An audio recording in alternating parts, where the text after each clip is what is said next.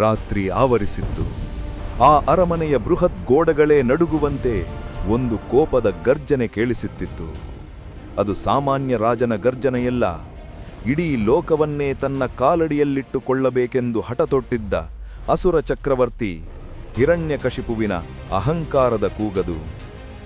ಅವನ ಹೃದಯದಲ್ಲಿ ಒಂದೇ ಒಂದು ದ್ವೇಷದ ಕಿಚ್ಚಿತ್ತು.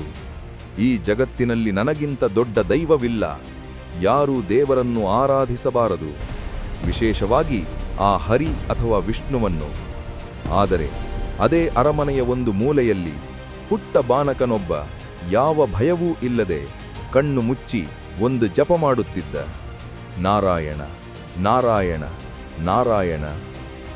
ಆ ಬಾಲಕ ಬೇರೆ ಯಾರೂ ಅಲ್ಲ, ಸಾಕ್ಷಾತ್ ಹಿರಣ್ಯಕಶಿಪುವಿನ ಮಗ ಪ್ರಹ್ಲಾದ. ಹಿರಣ್ಯಕಶಿಪು ಸಾಮಾನ್ಯನಾಗಿರಲಿಲ್ಲ. ಅವನು ವರ್ಷಗಳ ಕಾಲ ಕಠಿಣ ತಪಸ್ಸು ಮಾಡಿ ಸೃಷ್ಟಿಕರ್ತ ಬ್ರಹ್ಮನನ್ನೇ ಒಲಿಸಿಕೊಂಡಿದ್ದ. ಸಾವು ತನ್ನ ಹತ್ತಿರವೂ ಸುಳಿಯಬಾರದೆಂದು ಅವನು ಬ್ರಹ್ಮನಿಂದ ಒಂದು ವಿಚಿತ್ರ ಮತ್ತು ಅತ್ಯಂತ ಸಂಕೀರ್ಣವಾದ ವರವನ್ನು ಪಡೆದಿದ್ದ. ನನಗೆ ಮನುಷ್ಯನಿಂದಲೂ ಸಾವಾಗಬಾರದು, ಮೃಗದಿಂದಲೂ ಸಾವಾಗಬಾರದು. ನಾನು ಹಗಲಿನಲ್ಲಿ ಸಾಯಬಾರದು, ರಾತ್ರಿಯಲ್ಲೂ ಸಾಯಬಾರದು. ಮನೆಯ ಒಳಗೂ ಸಾವು ಬರಬಾರದು, ಮನೆಯ ಹೊರಗೂ ಸಾವು ಬರಬಾರದು. ಯಾವುದೇ ಆಯುಧದಿಂದ ನನಗೆ ಅಂತ್ಯವಿರಬಾರದು. ನೆಲದ ಮೇಲಾಗಲಿ ಅಥವಾ ಆಕಾಶದಲ್ಲೂ ನನ್ನ ಪ್ರಾಣ ಹೋಗಬಾರದು. ಈ ವರ ಸಿಕ್ಕ ಮೇಲೆ ಅವನು ಗರ್ಜಿಸಿದ, ಇದೋ ನಾನು ಅಮರ, ನಾನೇ ದೇವರು.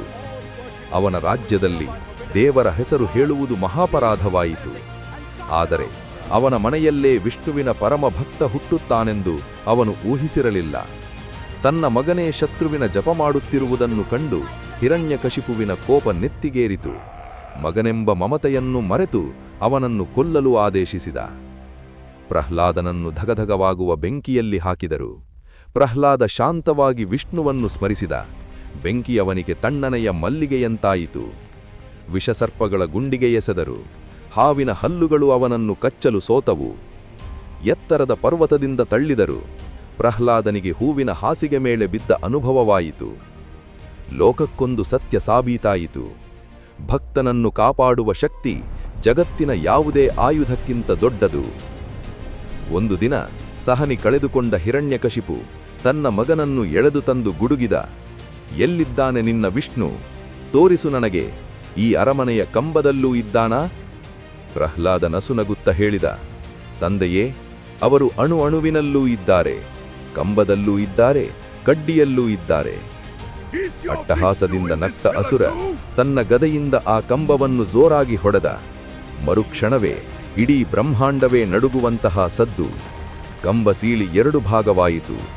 ಅದರೊಳಗೆ ಹೊರಬಂದಿತ್ತು ಒಂದು ಅತ್ಯಂತ ಭೀಕರ ಅದ್ಭುತ ರೂಪ. ಅರ್ಧ ಮನುಷ್ಯ, ಅರ್ಧ ಸಿಂಹ, ಅಗ್ನಿ ಚೆಲ್ಲುವ ಕಣ್ಣುಗಳು, ಆಕಾಶವನ್ನೇ ಮುಟ್ಟುವಂತಹ ಕೇಸರಿ ಕೂದಲಿನ ಹರವು. ಅವನೇ ಭಗವಾನ್ ನರಸಿಂಹ. ಬ್ರಹ್ಮನ ಪ್ರತಿಯೊಂದ ವರವನ್ನು ಗೌರವಿಸುತ್ತಲೇ ಅಧರ್ಮವನ್ನು ಸಂಹರಿಸಲು ದೇವರು ಹೂಡಿದ ತಂತ್ರವಿದು. ಸಮಯ ಅದು ಹಗಲಲ್ಲ, ರಾತ್ರಿಯೂ ಅಲ್ಲ, ಅದು ಮುಸ್ಸಂಜೆಯ ಸಮಯ. ಸ್ಥಳ ಮನೆಯ ಒಳಗೂ ಅಲ್ಲ, ಹೊರಗೂ ಅಲ್ಲ, ಅದು ಅರಮನೆಯ ಹೊಸ್ತಿಲು. ಸಾಧನ ನೆಲದ ಮೇಲಲ್ಲ, ಆಕಾಶದಲ್ಲೂ ಅಲ್ಲ. ಹಿರಣ್ಯಕಶಿಪುವನ್ನು ತನ್ನ ತೊಡೆಯ ಮೇಲೆ, ಅಂದರೆ ಮಡಿಲಿನಲ್ಲಿ ಮಲಗಿಸಿಕೊಂಡ.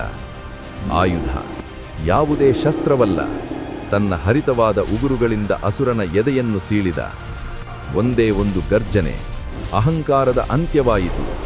ಅಧರ್ಮ ಮಣ್ಣುಪಾಲಾಯಿತು. ಉಗ್ರವಾಗಿದ್ದ ನರಸಿಂಹನನ್ನು ಶಾಂತಗೊಳಿಸಲು ಯಾರಿಂದಲೂ ಸಾಧ್ಯವಾಗಲಿಲ್ಲ. ಆಗ ಪುಟ್ಟ ಪ್ರಹ್ಲಾದ ಭಯವಿಲ್ಲದೆ ಮುಂದೆ ಬಂದು ದೇವರ ಪಾದಕ್ಕೆ ನಮಸ್ಕರಿಸಿದ. ಆ ಪುಟ್ಟ ಬಾಲಕನ ನಿಷ್ಕಲ್ಮಶ ಭಕ್ತಿಗೆ ಉಗ್ರ ನರಸಿಂಹ ಶಾಂತನಾಗಿ ಅವನನ್ನು ಪ್ರೀತಿಯಿಂದ ಸವರುವ ದೃಶ್ಯ ಕಲ್ಲು ಮನಸ್ಸನ್ನು ಕರಗಿಸುವಂತಿತ್ತು. ಪ್ರಿಯ ಸಹೃದಯಿ ಕನ್ನಡಿಗರೇ, ಇದು ಕೇವಲ ಒಂದು ಪುರಾಣ ಕಥೆಯಲ್ಲ. ಇದು ನಮಗೆ 3 ದೊಡ್ಡ ಪಾಠಗಳನ್ನು ಕಲಿಸುತ್ತದೆ. ಅಧಿಕಾರಕ್ಕಿಂತ ಭಕ್ತಿ ದೊಡ್ಡದು, ವರಕ್ಕಿಂತ ಧರ್ಮ ದೊಡ್ಡದು, ಅಹಂಕಾರಕ್ಕಿಂತ ಸತ್ಯ ಮತ್ತು ನಮ್ರತೆ ದೊಡ್ಡದು.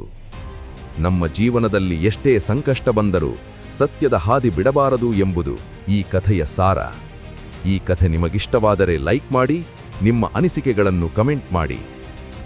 ಜೈ ಶ್ರೀ ನರಸಿಂಹ. ಧನ್ಯವಾದಗಳು.